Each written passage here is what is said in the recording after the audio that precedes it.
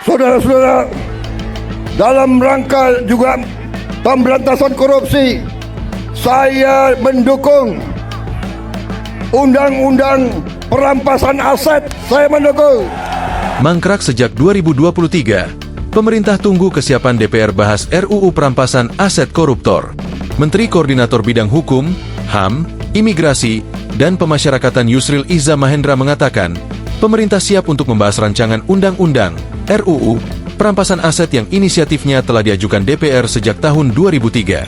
Hal tersebut disampaikan Yusril saat menanggapi dukungan Presiden RI Prabowo Subianto terhadap RUU perampasan aset saat menghadiri peringatan Hari Buruh Internasional pada Kamis, 1 Mei 2025. Pemerintah kapan saja siap sedia membahas RUU perampasan aset yang inisiatifnya telah diajukan DPR sejak tahun 2003 yang lalu, kata Yusril dalam keterangan tertulis, Jumat, 2 Mei 2025.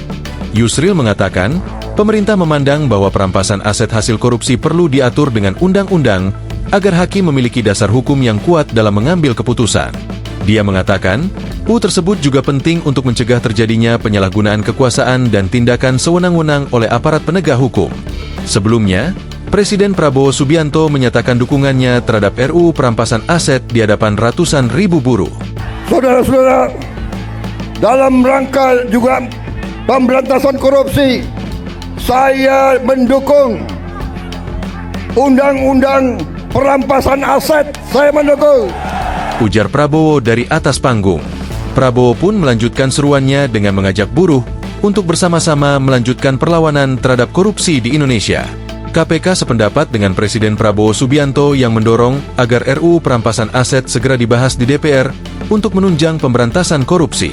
Pernyataan Presiden Prabowo Subianto menunjukkan bahwa pembahasan RUU perampasan aset menjadi penting untuk segera diselesaikan oleh para wakil rakyat di DPR RI, kata juru bicara KPK Tessa Mahardika Sugiarto, Jumat, 2 Mei 2025. Tessa mengatakan, RUU perampasan aset akan menjadi dasar pemulihan aset negara yang dikorupsi demi menyejahterakan rakyat.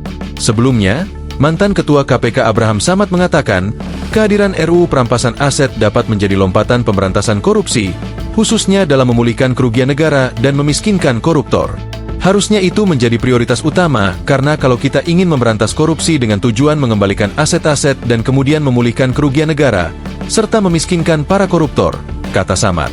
Enak aja, udah nyolong, nggak mau kembalikan aset, gue tarik aja deh itu.